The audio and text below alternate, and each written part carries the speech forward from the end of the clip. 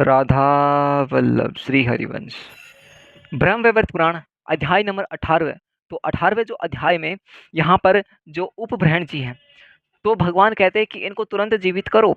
ठीक है, तो ब्रह्मा जो आदि है, जो देवताओं के द्वारा उपब्रहण को जीवित करने की जो चेष्टा है, मालावती के द्वारा भगवान श्री कृष्ण भगवान का सतवन और शक्ति के सहित भगवान का गंधर्व के शरीर में प्रवेश कर और गंधर्व जी का उठ जाना, जो कि नाम उनका उपब्रहण, मालावती द्वारा दान एवं मंगलाचार और जो पूर्वक जो स्त्रोतों के उनके जो पाठ की है वह महिमा बताई गई है। तो यहाँ पर जो सोच जी कहते हैं कि भगवान विष्णु की माया से मोहित हुए ब्रह्मा और शिव आदि देवता ब्राह्मण के लिए साथ मालावती के निकट गए और ब्रह्मा जी ने शव के शरीर पर कमंडलू का जल छिड़क दिया। अब क्या क्या हुआ आप देखिए, किस प्रकार वे जीवित होते हैं। तो इस कथा में हम जानेंगे कि भगवान विष्णु की माया से मोहित हुए ब्रह्मा और शिव और सभी जो देवता हैं ब्राह्मण के साथ, सभी हैं देवतागण मालावती के निकट गए। अब वहां पे निकट जाते हैं तो ब्रह्मा जी ने क्या किया, ब्रह्मा जी ने शव के शरीर पर, जहां पर उपब्रह्मण जी का शव था, तो शव के शरीर पर कमंडलू होता है, जिसमें जो साधु संत महात्मा होते हैं ना, वो कमंडलू होता है, तो उस कमंडलू में जल लिया और उन पर छिड़क दिया और उसमें मन का संचार करके उसके शरीर को सुंदर बना दिया। मन का जैसे संचार किया, उनका जो शरीर था, जो उनका शरीर था, उनको शरीर को सुंदर बना दिया। फिर ज्ञानंद स्वरूप साक्षात शिव ने उसे ज्ञान प्रदान किया। फिर भगवान श्री विष्णु ने क्या किया, भगवान श्री शिव ने क्या किया, भगवान श्री शिव ने उन्हें ज्ञान प्रदान किया। स्वयं धर्म ने धर्म ज्ञान और ब्राह्मण ने जीव दान दिया। धर्म ने क्या किया, धर्म ज्ञान दिया, और ब्राह्मण ने क्या किया, जीव दान दिया। और अग्नि की दृष्टि पड़ते ही गंधर्व के शरीर में जठरालन का प्रकाट्य हो गया। फिर काम की दृष्टि पड़ने पर वह संपूर्ण कामनाओं से संपन्न हो गया। और जगत के जो प्राण स्वरूप है, जो वायु है, तो वायु का अधिष्ठान होने से उस शरीर के भीतर निश्वास प्राणों का संचार होने लगा। और इस प्रकार फिर वह सूर्य के अधिष्ठित होने से गंधर्व के नेत्रों में देखने की वह शक्ति आ गई। और वाणी की दृष्टि से पढ़ने से वाक शक्ति और श्री के दृष्टिपात से वह शोभा प्रकट हुई। इतने पर ही वह सब नहीं उठा। जब भगवान शिव आए, भगवान ब्रह्मा जी आए, जो ब्राह्मण बालक में भगवान श्री विष्णु जी वो भी आए, जो काम के जो देवता हैं वो भी आए, प्राण के देवता हैं वो भी आए, अग्नि देवता हैं वो भी आए, सभी जो देवता आए और उन्होंने सब ने अपना अपना कार्य किया। ब्रह्मा जी ने कमंडलू में जल छिड़का, मन से संचार किया, उनका जो शरीर को है बिल्कुल सुंदर बना दिया। तो इस प्रकार करने पर भी वह सब नहीं उठा, जड़ की भांति सोता ही रहा। आत्मा का अधिष्ठान प्राप्त न होने से उसे विशिष्ट बोध की प्राप्ति नहीं हुई। तब ब्रह्मा जी ने के कहने से मालावती शीघ्र ही नदी के जल में स्नान किया। तब ब्रह्मा जी ने कहा कि मालावती जाओ, शीघ्र ही नदी के जल में स्नान करो। ठीक है, दो धुले वस्त्र धारण करके उस सती ने परमेश्वर की स्तुति प्रारंभ की। जब उन्होंने वस्त्र धारण किए, धुले वस्त्र धारण किए, तो परमेश्वर की जब स्तुति प्रारंभ की। अब मालावती कहती हैं कि मैं समस्त कारणों के भी कारण रूप उन परमात्मा की मैं वंदना करती हूँ, जिनके बिना भूतल के जो सभी प्राणी हैं सब के समान हैं, वे निर्लिप्त हैं, सबके साक्षी हैं, समस्त कर्मों के सर्वत्र और सर्वदा विद्यमान है, तो भी सभी की जो दृष्टि है वह जानकारी में नहीं आते हैं। जिन्होंने सबके आधारभूता उस परात परतरा प्रकृति की सृष्टि की है, जिन्होंने इस प्रकृति की जो सृष्टि की है, प्रकृति की सृष्टि सृष्टि की है, तो सबकी जो दृष्टि है जानकारी में नहीं आती है। जिन्होंने प्रकृति की सृष्टि की है, जो ब्रह्मा विष्णु और शिव आदि की भी जननी है और त्रिगुणमयी है, त्रिगुण को जानने वाली है, साक्षात जगदस्रष्टा ब्रह्मा जिनकी सेवा में नियमित रूप से लगे रहते हैं। और इस प्रकार यहाँ पे बताया गया है कि पालक जो विष्णु है, भगवान श्री विष्णु पालन करता है, वो साक्षात जगत संहार के जो शिव है, जिनकी सेवा में निरंतर तत्पर रहते हैं। सब देवता मुनि सब देवता मुनि जन सिद्ध योगी और संत महात्मा सदा प्रकृति से परे हैं, जिन परमेश्वर का ध्यान करते हैं, जो साकार भी हैं और निराकार भी हैं, स्वेच्छा में रूपधारी भी हैं और सर्वव्यापी हैं, वर भी हैं, वरने भी हैं, वरदायक भी, वर देने योग्य और वरदान के कारण भी हैं, तपस्या के फल भी हैं, बीज भी हैं, फलदाता भी हैं और स्वयं तत्तप स्वरूप और सर्वरूप हैं।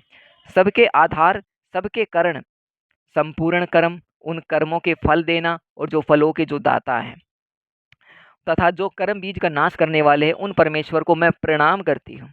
वे स्वयं तेज स्वरूप होते हुए भी भक्तों पर अनुग्रह करने के लिए दिव्य विग्रह धारण करते हैं। तो दिव्य विग्रह धारण करते हैं क्योंकि विग्रह के बिना भक्तजन किसकी सेवा और किसका ध्यान करेंगे। विग्रह के अभाव में भक्तों से सेवा और ध्यान बन ही नहीं सकते। तेज का महान मंडल ही उनकी आकृति है। वे करोड़ों सूर्यों के समान दीप्तिमान है।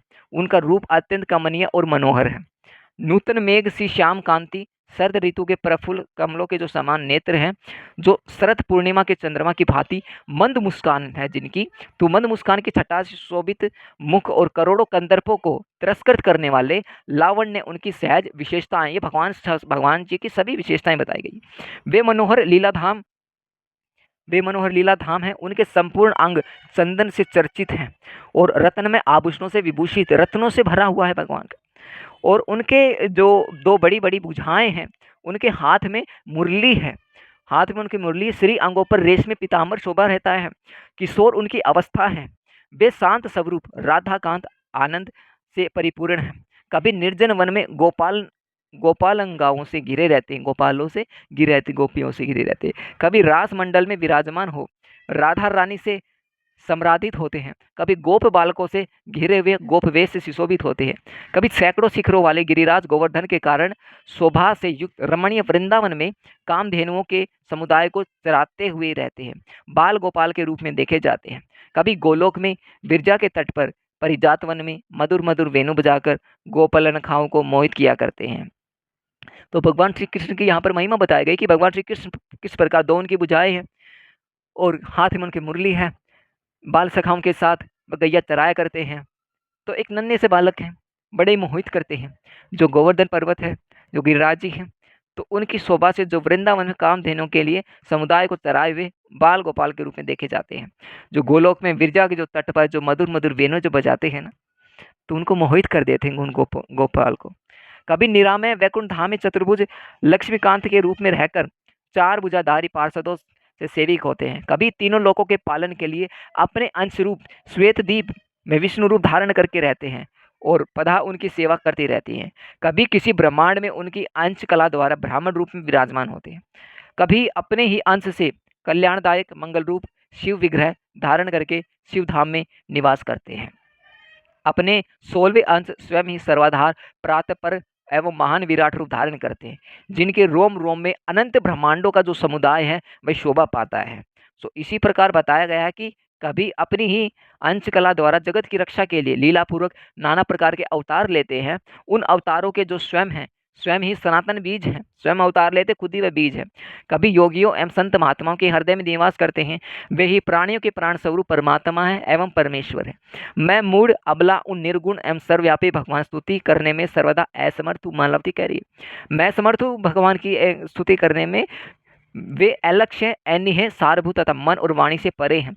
भगवान अनंत सहस्त्र मुखों द्वारा ही उनकी स्तुति नहीं कर सकते, चाहे कितने ही मुख हो जाए हम भगवान की स्तुति नहीं कर सकते, हमारे में इतना सामर्थ्य है नहीं, हम उनकी स्तुति कर सकते। पंचमुख महादेव, चतुर्मुख ब्रह्मा जो गजानन गणेश जी हैं और षडानन कार्तिकेय जी हैं, जिनकी स्तुति करने में भी समर्थ नहीं है। माया भी जिनकी माया से मोहित रहती है, लक्ष्मी भी जिनकी स्तुति करने में सफल नहीं होती, सरस्वती जी भी जड़वत हो जाती हैं और वेद भी जिनका स्तवन करने में उनकी शक्ति खो बैठते हैं। उन परमात्मा का स्तवन करना दूसरा कौन विद्वान कर सकता है। मैं शोकातुर अबला उन निरी परात्पर परमेश्वर की स्तुति क्या कर सकती हूँ। तो इसमें जो मालावती है, तो मालावती जो कहती है इस प्रकार, तो जो माला व्युत्वाच है, तो वह किस प्रकार भगवान की वंदना करती है, किस प्रकार भगवान को मनाती है, ये संस्कृत में है, ये चीज़ें संस्कृत में हैं। और इसमें कहा गया है, सुनिए आप। वंदे तै परमात्मान सर्व कारण कारणम निर्लिप्त साक्षी रूपम च सर्वेशा सर्वकर्मेषु येन सृष्टा च प्रकृति सर्वधारा प्रातप्रा जगस्त सृष्टा स्वयं ब्रह्मा नियतो यस्य सेव्या ध्यायन्ते ये सूरा सर्वे मुन्यो मनवस्था साकारं च निराकारं परं सवेच्छाम्यं विभुं तपं फलं तपोबीजं तपस्यां च फलप्रदं सर्वाधारं सर्वबीजं करं तत्कर्मणां फलं स्वयं तेजस्वरूपं च भक्तानुग्रहविग्रहं ततेजो मण्डलाकारं सूर्यकोटिसम्प्रभं नवीननिरीदश्यां सर्तपङ्कजलोचनं कोटिकन्द्रपलावण्यं लीलाधाम मनोहरं द्विभुजं मुरलीहसतं पीतकोशे वाससं गोपाङ्गनाप्रीवृतं कुत्रचित् निर्जने वने कुत्रचिद् गोपेशं च वेष्टितः गोपबालके निकरं कामधेनुना रक्षन्त शिशुरूपवीणं वेणुकवरन्त मधुरं गोपी सम्मोहन कारणं वीणा येन सव्वा सर्वे प्राणिनो जगति तल्ले विद्यमानं न दृष्टे च सर्वे सर्वत्र सर्वदा ब्रह्मा विष्णु शिवादीना प्रसूर्य त्रिगुणात्मिका पाता विष्णु जगता सहर्ता शंकर स्वयं सीधा स योगीन संत संतत प्रकृते परम वरम वर्णे वृदम वरार वर कारणम स्वयं तप स्वरूपम च सर्वरूपम च सर्वता तेसा च फलदातरम तदीजम छ कारणम सेवा ध्यानं न घटते